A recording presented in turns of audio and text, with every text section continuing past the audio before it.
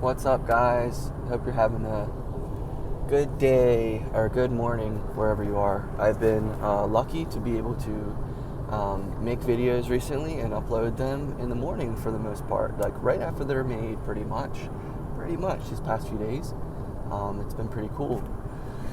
So this is gonna be a really short video because again, I'm getting breakfast, but and I'm not very far away. I'm like 5 minutes away, but I am getting breakfast with my friend Dane. I haven't seen him in a little while. I haven't talked or caught up with him very much, so I'm very, very excited about that. But I just wanted to make a small point, share a small thought this morning, and it lines up.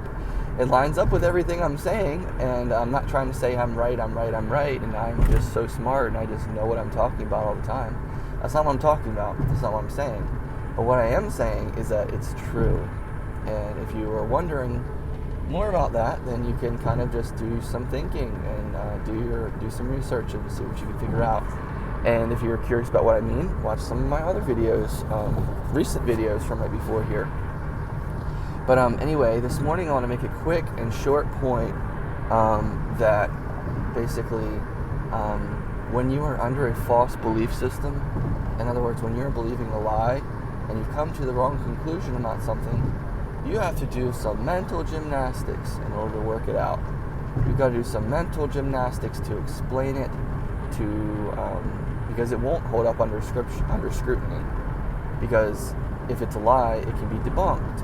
If it's the truth, it can't. You can keep making up lies about things, but when it comes to defending and explaining those lies and explaining why you stand by them, you're not going to have an easy time. You're going to have a very hard time explaining lies, because lies are lies. They're not true. So what I'm saying is there's a lot of mental jujitsu that you have to go through in order to maintain lies when you believe lies. And so what if what you're believing is a lie? It can be very hard to explain it. And now this is not the same as someone who is being who knows what they're talking about and who is being ambushed or attacked in a conversation, and who is struggling to come up with answers in a speed, because a lot of times people put people in those positions and say, well, what's wrong, buddy? Don't you have an answer? You must not know what you're talking about.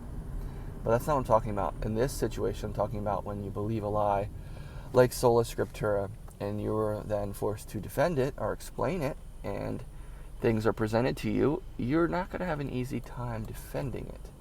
And I just can't.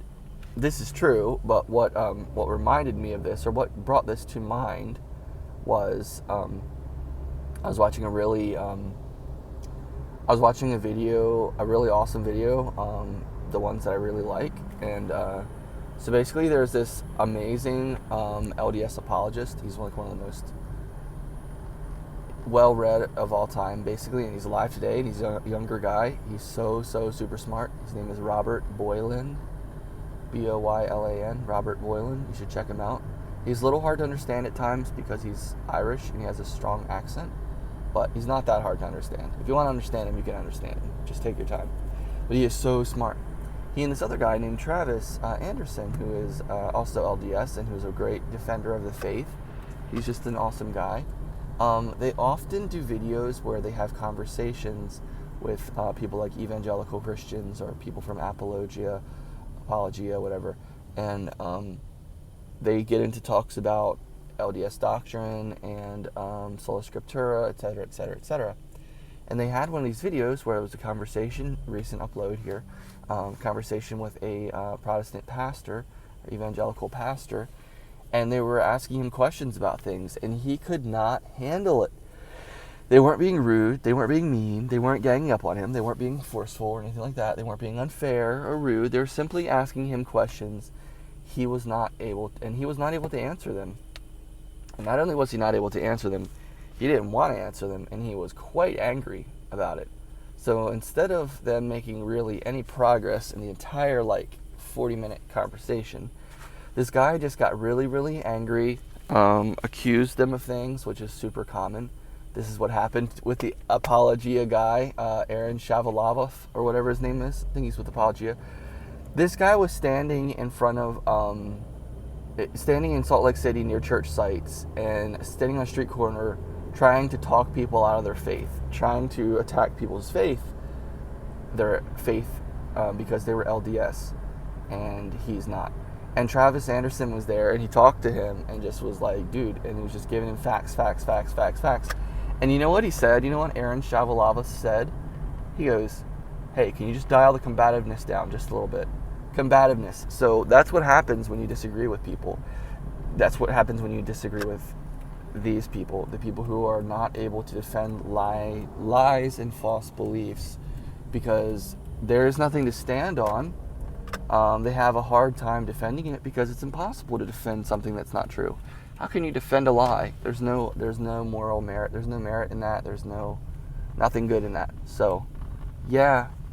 And so he's like, can you just dial the combativeness down? You're being combative, bro, because you don't agree with me. You know, that's what I'm saying. It's so crazy. But yeah, that's what I'm saying. It just takes a lot of mental jiu-jitsu to defend lies. So, more proof.